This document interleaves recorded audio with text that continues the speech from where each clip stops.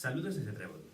El pasado 4 de mayo, a las 6 de la tarde, los alumnos del Instituto de Secundaria José Segreyes de Albaida tuvieron una iniciativa solidaria y contaron con el proyecto Trébol para uno de sus eventos más emblemáticos, que es la gala de fin de curso del módulo de peluquería y estética.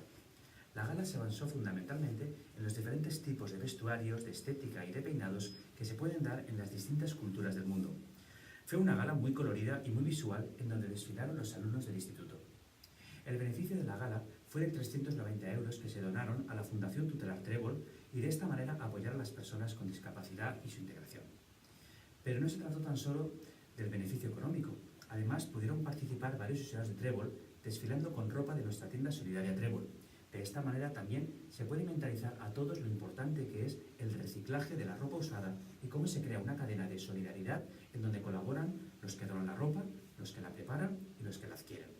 Desde Trébol queremos dar las gracias a los alumnos del Instituto José Segreyes de Albaida por ser solidarios y contar con nosotros y de esta manera apoyar la integración de las personas con discapacidad. Muchas gracias.